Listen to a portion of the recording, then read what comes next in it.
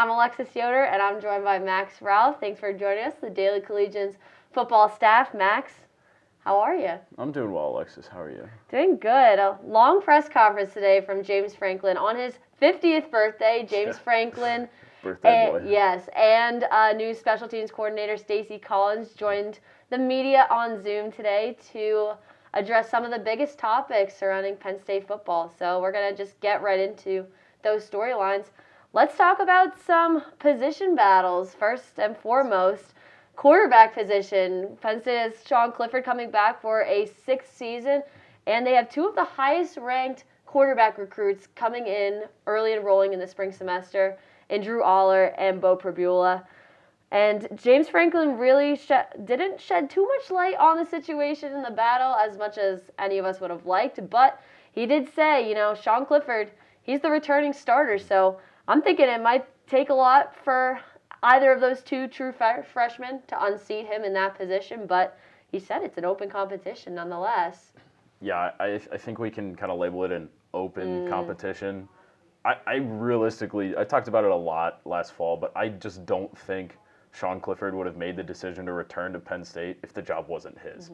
I mean, he's got the talent, he's got the resume. He could have transferred somewhere else, So I think him coming back to Penn State is mostly about the fact that he wants to finish what he started, play here, and about the fact that the starting job is his, at least at the beginning of the season. Now, like you said, Drew Aller is like #1 quarterback in the nation right now. So that's not to say that we get to midseason, Clifford either gets hurt or struggles a little bit like he did this year. I mean, if Drew Aller was here last year and say he came into the Iowa game and lit it up, who knows what happens. But I really do think it's Sean Clifford's job, and there's not really a ton of controversy there. But unless we see something like a Will Levis situation from 2 years ago where Sean Clifford just was not performing to the best of his ability, I don't really see any reason why that starting spot could be anybody else's besides Clifford's.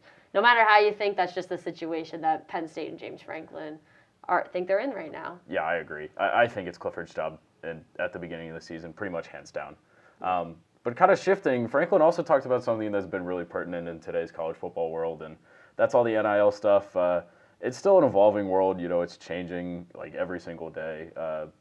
Teams are doing different stuff, and this past week, some of the biggest news was Grambling State University declared an NIL policy that it's going to be paying each one of its athletes. Now, it's an undisclosed amount. We don't know, but it seems to be the first deal of that kind so far. And Ohio State is another one of those schools who's employing almost like an entirely new staff to kind of detail like what their players are going through and to guide their players through everything. So it's really interesting to see kind of where everything's going with NIL. But like Franklin said today, Penn State's not there yet.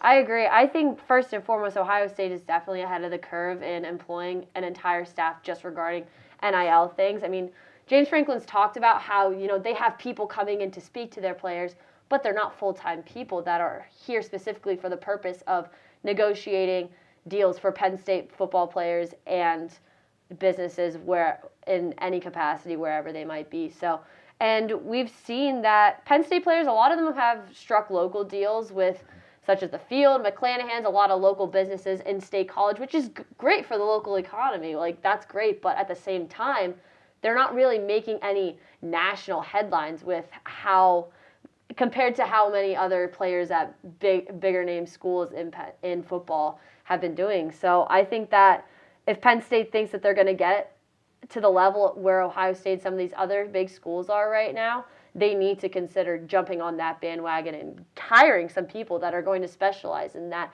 And I really like how Franklin mentioned in his press conference that Penn State has the biggest alumni network in the world, and they really need to take advantage of that. Look at how many notable alumni there are working professionally, and they're just household names. So I think in order for this football program to really take the next step, they really need to take advantage of that alumni network, find some big ticket deals with some notable alumni that could really benefit these players long term from a financial standpoint and really professional, because not every single one of these players is going to go on to the NFL. Right. So, yep. And then also they really need to prioritize getting a staff together and really helping them get a better perspective on what they need to be doing in order to become successful in terms of NIL. Yeah, and I think, kind of the flip side, and I guess maybe the dark side of NIL is the impacts it's going to have on recruiting. There's a lot of chatter out there right now as to he said, she said, this school is paying its recruits, blah, blah, blah. Texas A&M's kind of been at the forefront of that, but Jimbo Fisher very vehemently has said that they aren't doing that. Nick Saban's talked about it. It's going to happen. If it isn't happening yet, it's going to happen. NIL is going to be on the forefront of recruiting, and if Penn State is kind of slow to get going with NIL and everything, it's going to hurt their recruiting chances. So it can only really help if they continue to grow. But, everyone's learning because it is such a changing landscape. And I think, like we said, a new staff focused solely on NIL is probably something that's going to happen. But, again, the deal with Grambling State is it's groundbreaking. I think that's something that could kind of, I don't know how long it would be until it hits Penn State, but I think it is something that would kind of grow and transform into something that a lot of schools are doing. But like I said, it's growing and changing every day. It's really interesting to see. Yeah, for sure. We'll definitely have to keep tabs on that and how Penn State is responding to NIL stuff, especially considering the amount of movement across all of college football and also position battles. So hopefully we get some more info on that. Thanks for tuning into Max and I. Follow along with the rest of our video coverage on the Daily Collegian's website at collegian.psu.edu.